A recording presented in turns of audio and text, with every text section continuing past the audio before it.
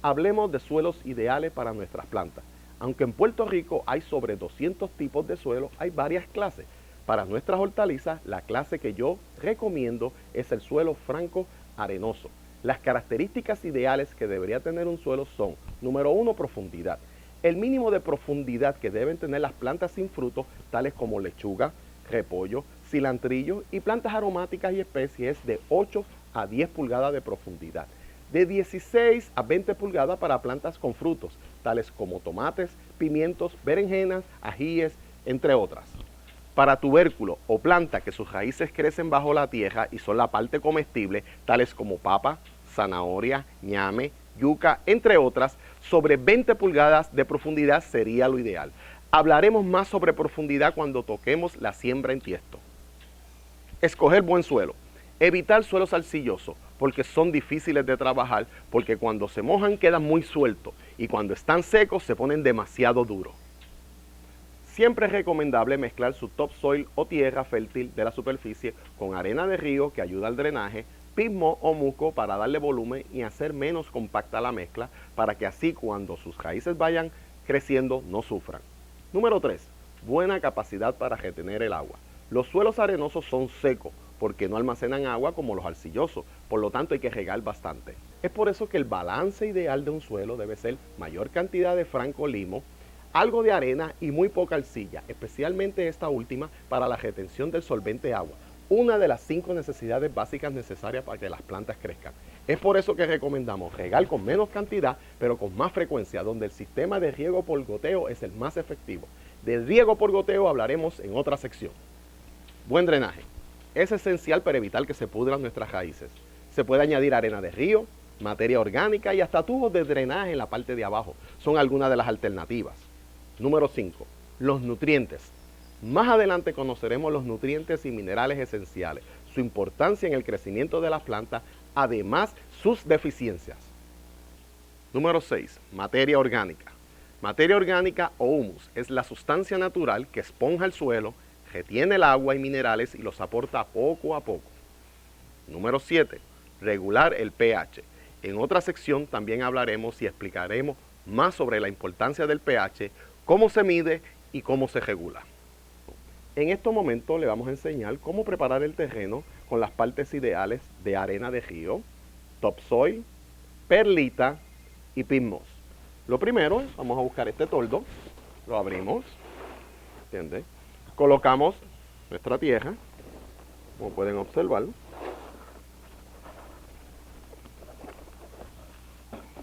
Como si fuéramos a hacer una mezcla de cemento, echamos nuestra arena. Si se fijan, los tiestos son exactamente iguales. Pismos, como ya dijimos anteriormente, para darle volumen a nuestra mezcla. Le podemos añadir otro tiestito, igual que este, si deseamos. Perlita.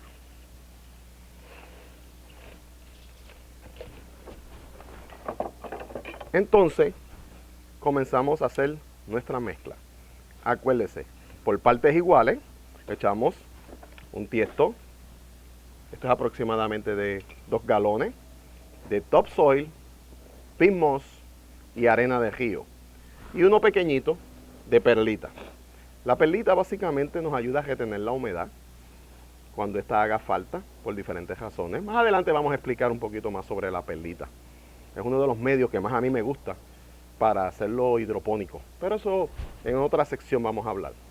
Y así poco a poco vamos eliminando alguna piedra que encontremos y hacemos nuestra mezcla.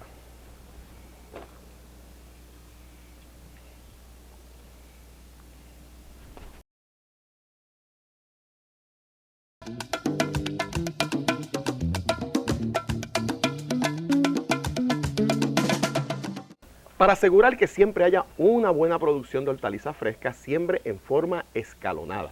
Es decir, no siembre todas sus plantitas a la misma vez. Así tendrá plantas de la misma variedad, pero con diferentes edades. Usted, como nuevo técnico horticultor, prepare un calendario con las fechas de siembra de cada plantita, cuándo las debe abonar, cuándo se debe cosechar para que el producto no pierda calidad y esté en su punto mayor de valor nutritivo cuando usted vaya a cosechar.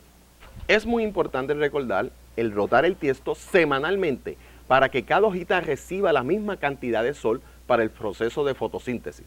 Las muchas ventajas que ofrece la siembra en tiesto son: no necesita muchas herramientas de labranza, es más fácil el control de plagas y enfermedades del follaje y del fruto, ya que usted puede separar del grupo alguna plantita enferma para evitar el contagio. Como usted solamente usa cierta cantidad, poca tierra, en sus tiestos, puede utilizar el sistema de microondas. Sí, así mismo como usted lo escucha, usa el microondas y así controla insectos patógenos y hongos. El control de hierbajo es mucho más fácil y así evita que le roben nutrimentos a nuestras hortalizas. Usted puede utilizar mejor el agua de riego e incorporar el riego por goteo, que hablaremos en una próxima sección. Al utilizar tiestos, la práctica de abonar será más eficaz porque las pérdidas por erosión serán mínimas o ninguna. Finalmente, la siembra en tiestos requiere muy poco esfuerzo físico y se convierte en una terapia. ¿Se acuerdan la tierra que preparamos en la otra sección? Pues ya tenemos nuestros tiestos. Podemos utilizar un sistema abierto o cerrado, que explicaremos más adelante. Podemos clasificar la siembra de tiesto en abierta o cerrada.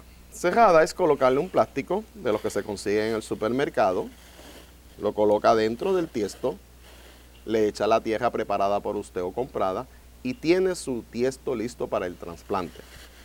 El problema de este sistema es el control del agua para evitar que se pudran las raíces. En el sistema abierto, los tiestos a usarse deben tener varios orificios para que el exceso del agua o la solución, que es el agua mezclada con abono soluble, pueda salir y que no se acumulen y entonces nos pudran las raíces. Más adelante hablaremos de las raíces para poder entender la importancia de esta. Es recomendable, si es posible, una capa de gravilla o piedrilla en el fondo del tiesto para así ayudar en el drenaje. Entonces, se le echa la tierra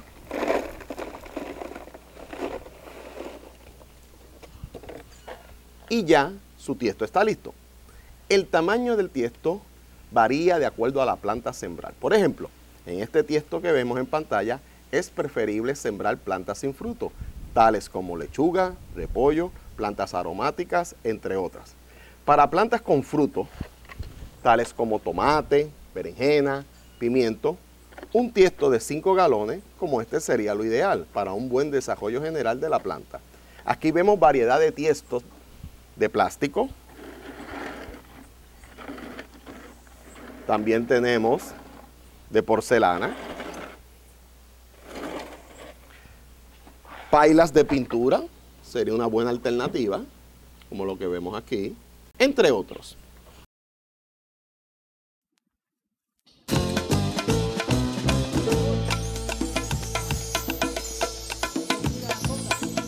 Sencillamente, el riego por goteo es depositar el agua o agua con abono soluble casi directamente al sistema de raíces de la planta. El agua o mezcla preparada se recibe lentamente o a presión si se usa una bomba porque el predio de terreno es muy grande. Lo importante es mantener la humedad del suelo dentro de los niveles necesarios para que las plantas crezcan bien.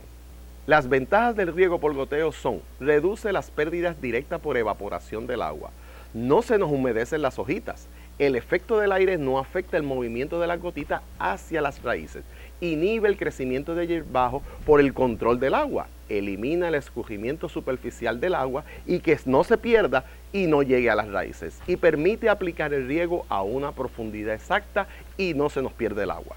Otras ventajas que tiene son mejorar la aireación del suelo, reduce el desarrollo de insectos y enfermedades causadas por hongos que surgen por el exceso de agua, ayuda a controlar la erosión y muchas otras ventajas. Por lo tanto, aumenta el rendimiento y mejora la calidad de las cosechas por el agua aplicada. Veamos el procedimiento casero sin utilizar una bomba de presión, solamente utilizando el sistema por gravedad. Por ejemplo, tenemos un tanque, más o menos como este. Yo recomiendo que utilice o compre uno de 55 galones. Se le coloca un grifo o una pluma de agua. Se coloca a una altura razonable que usted pueda llenarlo con la manguera. Si va a aplicar abono y ya hizo los números leyendo la etiqueta, que es bien importante, si dice 8 gotitas en un galón de agua, eche 8 gotitas. Si le echa de más, está perdiendo dinero y cambiando la solución. Llene el tanque hasta la mitad, eche el abono y luego llene el tanque de agua. La caída del agua crea una turbulencia que a su vez ayuda a homogeneizar la mezcla. El abono soluble debe usarlo inmediatamente para evitar la precipitación de los nutrientes y que se vayan al fondo. Abono altamente soluble dura más durante la homogenización. Puede comprar este tipo de manga de polietileno que ya tiene los orificios en esta parte, que vamos a ver más cercano, a un pie de distancia, y así usted puede colocar sus tiestitos a esa misma distancia. O si quiere ser más económico, puede comprar una manguera y hacerle los orificios correspondientes a la misma distancia dependiendo del tamaño de sus tiestos. Voy a presentar el sistema de riego por goteo por gravedad. Tenemos nuestro tanque almacén con la solución ya preparada, conectada a la manguera. Aquí tengo dos ejemplos, unas matitas, tengo una berenjena en proceso de crecimiento, tengo unos pimientos ya a punto de ser cosechados. Buscamos los orificios que ya habíamos dicho anteriormente, como ya. Los colocamos no muy cerca de la plantita, sino medio retirado, porque por ahí es que están las raíces en proceso de crecimiento. Buscamos el otro orificio, lo colocamos hacia abajo para que las gotitas caigan directamente hacia la tierra y así por ende hacia las raíces. Y tenemos dos matitas, podemos tener 3, 4, 5, 10, las que usted quiera. Y así usted puede controlar su sistema de riego por goteo. Un sistema de riego por goteo bien diseñado de acuerdo a sus necesidades de tiempo, espacio disponible y siembra pueden ayudar que su cosecha sea más eficiente y productiva.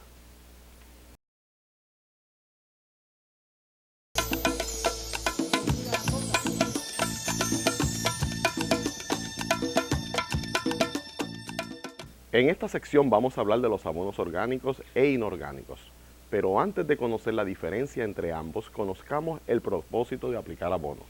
Se aplica abono cuando hay una carencia de los nutrientes básicos que deben haber en el suelo para que la planta crezca. Por lo tanto, vamos a hablar un poco del suelo. El suelo es la parte superior de la corteza terrestre donde viven las plantas, animales y otros organismos. Se componen de materiales sólidos como minerales, roca, materia orgánica, agua y aire. Millones de microorganismos tales como bacterias, insectos, hongos, entre otros, descomponen todo el material que hay en el suelo para producir compuestos orgánicos y minerales que servirán de nutrientes a las plantas y otros organismos que viven en el suelo. A este material rico en nutrientes se le conoce como humus. El problema es que muchos de estos nutrientes que necesita la planta para crecer, por diferentes razones, en especial por la erosión del suelo, están escasos y hay que recurrir a los abonos. Hay sobre 90 nutrientes reconocidos, pero solo 16 le ayudan a crecer, vivir y producir fruto a las plantas. De los 16, 2 de ellos se encuentran en el aire y en el agua, oxígeno e hidrógeno, y el carbono, que está en el aire. Los restantes 13 se encuentran en el suelo y son necesarios para el crecimiento completo y correcto de las plantas. Los 3 más importantes son nitrógeno, fósforo y potasio, llamados los macronutrientes primarios, y se identifican con 3 números que aparecen en su producto. Por ejemplo, tenemos aquí 620, el famoso 20-20-20, lo tenemos aquí. Aquí tenemos otro con diferente numeración, 16-4-4, 10-5-20 y así sucesivamente con todos los abonos que tenemos aquí presentes. El primer número se le atribuye al nitrógeno y es responsable del verdor y el crecimiento de las plantas. La deficiencia de este se observa en la amarillez de las hojas viejas, se caen y la planta no crece. El fósforo, el segundo número, interviene en la producción de frutos, flores y que la planta resista enfermedades. Cuando falta el fósforo, las hojas viejas se tornan color púrpura y se afecta el crecimiento de las raíces y de la planta, además de la producción de frutos y flores. Y el tercer número se refiere al potasio, responsable de la producción de buenas semillas, raíces fuertes e influye en la fotosíntesis y la respiración de las plantas. La carencia de potasio afecta a las hojas viejas, moteándose, se rayan, se encorvan, se le queman los lados y la punta. Hay clorosis, que es amarillez, se pudren hasta morir la planta. Los otros nutrientes, además de nitrógeno, fósforo y potasio, son azufre, calcio, magnesio, hierro, manganeso, boro, zinc, cobre, molibdeno y cloro. Todos necesarios para un crecimiento normal e ideal de las plantas. La ausencia de uno de estos se va a reflejar en el fruto y por ende es un mineral transformado que no vamos a recibir en nuestra dieta de alimentos. Por la carencia de muchos nutrientes que hay en el suelo se ha hecho necesario abonar. Como mencionamos al principio, hay abonos orgánicos e inorgánicos. Los inorgánicos, también conocidos como fertilizantes químicos o sintéticos, son hechos por un hombre en un laboratorio especial. Los hay granulados, que su liberación es lenta, y solubles para que se mezclen con agua y actúen rápido. Desde que se inventaron los abonos inorgánicos, los resultados al principio fueron positivos, pero al abuso excesivo y uso indebido, en especial por los nitratos que contienen esto, que son muy solubles, se han infiltrado por el suelo, alcanzando las aguas dulces subterráneas, contaminándolas. Si va a usar abonos inorgánicos, lea bien las instrucciones y sepa que la producción de esto es posible que sea una de las causantes principales del calentamiento global. Los abonos orgánicos, que se les debió llamar abonos naturales, provienen de la descomposición de desechos orgánicos. A diferencia de los químicos, que solo suplen los 13 nutrientes, los abonos orgánicos, además de suplir los minerales, ayudan a mejorar la erosión de los suelos, que las raíces crezcan más saludables, disminuyen la erosión, aumentan la capacidad de retención del agua, son más baratos y contribuimos al reciclaje. Ya vimos la composta, estiércol de conejo, y algunos ya preparados, como este que estoy mostrando aquí, abono orgánico 620. Las veces que se aplican los abonos químicos lo dice el etiquetaje, mientras que los abonos naturales se recomienda antes de la siembra, antes de la floración y durante la fructificación, y cuando sea necesario. Hay variedad de abonos con variedad de números, pero ya usted sabe que cada numerito de esto tiene un propósito y así usted puede seleccionar el que le conviene de acuerdo a la siembra. Vamos a ver algunos de ellos. Aquí tenemos este abono sencillo. La numeración es 10, 15, 10. 10 de nitrógeno, 15% de fósforo y 10% de potasio. 7 gotitas en 1 litro de agua. Aquí tenemos otro que es bien bueno para la floración y la fructificación, porque su numeración es 10, 60, 10. O sea, el número del medio es mucho más alto, que es muy bueno para la fructificación y la floración. Aquí tenemos otro, también soluble, donde dice que es 6, 7, 6. Básicamente, son 10 gotitas en 1 galón de agua. El famoso 20-20-20, que ya usted conoce, lea las instrucciones, normalmente son 2 cucharaditas en 1 galón de agua. De los casos que son abonos granulados, en este caso estos son químicos, tenemos aquí que la fórmula es 19-6-12. Los que ya vimos anteriormente, 16-4-4. Y este otro que está aquí, 10-15-20. Y el abono orgánico que ya vimos, 6-2-0. Vamos a hacer una pequeña prueba aquí con una matita que tenemos de tomate. Vamos a utilizar primero el abono granular.